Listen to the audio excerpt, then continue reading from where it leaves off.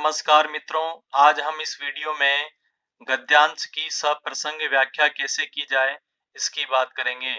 यदि गद्यांश की सुव्यवस्थित और सही व्याख्या की जाए तो हमें अधिकतम अंक प्राप्त हो सकते हैं। यहाँ पर मैंने जयशंकर प्रसाद की एक रचना पुरस्कार कहानी का गद्यांश लिया है। हमें प्रश्न पत्र प्राप्त होने पर सर्वप्रथम गद्यांश पढ़ना है एवं उसका अध्ययन करना है। अध्ययन करने पर अनेक बातें हमें पता चलती है और उसका उत्तर लेखन हम प्रारंभ करते हैं। उत्तर लेखन प्रारंभ करते समय निम्न बातों का ध्यान रखना है, वो इस प्रकार हैं। सर्वप्रथम आप प्रश्न क्रमांक इस प्रकार से लगाएंगे। आप इस हाशिए में कुछ भी नहीं लिखें। प्रश्न क्रमांक लगाने के उपरांत आप प्राप्त गद्यांश के प्रथम 2 शब्द लिखते हुए बाद में केवल बिंदु लगाते हुए अंतिम 2 शब्द लिखकर पूर्ण विराम लगा सकते हैं। आपको पूरा गद्यांश उत्तर पुस्तिका में लिखने की आवश्यकता नहीं है। इसके बाद में हम लेखक का नाम, उसके रचनाकार एवं उस रचना का परिचय देंगे। जैसे यहाँ पर हम लिखेंगे, उक्त गद्यांश के लेखक जयशंकर प्रसाद हैं एवं यह पुरस्कार कहानी से लिया गया है। जयशंकर प्रसाद कामायनी, ध्रुव स्वामिनी, चंद्रगुप्त, अजातशत्रु आदि अनेक रचनाओं के रचनाकार हैं। ये लेखकीय परिचय होगा। इसके बाद में जब हम रचना का परिचय लिखेंगे तो लिखेंगे, पुरस्कार कहानी जयशंकर प्रसाद के 5वें कथा संग्रह जिसका प्रकाशन 1936 में हुआ है, ली गई है। इस प्रकार से हम रचना का परिचय भी लिख सकते हैं। इनमें इनमें ये बात ध्यान रखें, जो हमें प्राप्त है, जो हमें जानकारी है, जो सही है वो ही लिखें। इसके बाद में हम प्रसंग की बात करेंगे। प्रसंग लिखते समय जो गद्यांश हमें प्राप्त हुआ है उसका प्रसंग भली भांति प्रकार से लिखना चाहिए। जैसे कि आपने पात्रों का नाम लिख सकते हैं, उक्त गद्यांश किस पात्र से संबंध रखता है, उक्त गद्यांश किसने कहा है, कौन सुन रहा है, कौन, उस समय का वातावरण किस प्रकार का है। इस प्रकार की सारी बातें हम प्रसंग में लिख सकते हैं।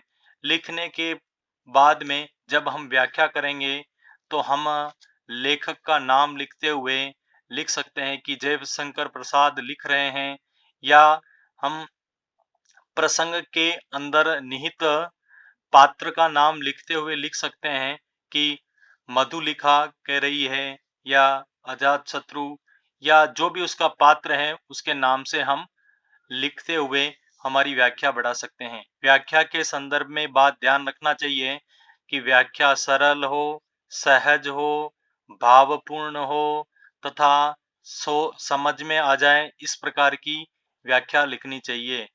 गद्यांश में व्याख्या लिखना सरल है। आपको केवल जो गद्यांश मिलता है उसका अधिकतम सरल रूप आपको लिखना है। इसके बाद में बात आती है कि जब हम व्याख्या पूर्ण लिख लेंगे तो उसके आगे क्या लिखना चाहिए। व्याख्या पूर्ण होने के बाद में हमें उस गद्यांश की शिल्पगत विशेषताएं लिखनी हैं। शिल्पगत विशेषताएं किस प्रकार से लिखी जाएगी, वो इस प्रकार से हैं। जो गद्यांश आपने पढ़ा है, सर्वप्रथम आप उस गद्यांश की विशेषता या उस गद्यांश से निकलने वाला विशेष भाव सर्वप्रथम लिखेंगे। उसके बाद में हम शिल्पगत विशेषताओं की बात करेंगे। शिल्पगत विशेषताओं में पहली आती है भाषा। आपको गद्यांश की भाषा कैसी लगी, जैसे हम उसको सरल है, सहज है, ग्रामीण भाषा का प्रयोग है, या बोधगम्य है, सुंदर है, इस प्रकार की शब्दावली का प्रयोग कर सकते हैं। इसके बाद में जो गद्यांश हमें प्राप्त हुआ था, उस गद्यांश के शब्दों को बारीकी से अध्ययन करने पर हमें ज्ञात होता है कि शब्दों का चयन किस प्रकार का था।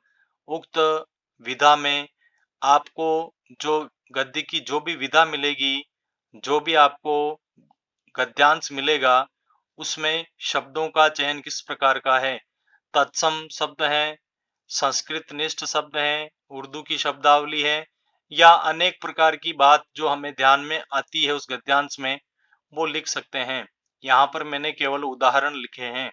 इसके बाद में हमें गद्यांश की शैली पर भी बात करनी होगी। शैली यदि आपको ध्यान में आती है तो लिखिए कि वार्ता शैली है, कोई डायरी शैली है, कोई वर्णन है, व्यंग्य है, या कोई ऐतिहासिक शैली में लिखा गया है। इस प्रकार की बात हमारे को ध्यान में आती है तो लिखना चाहिए।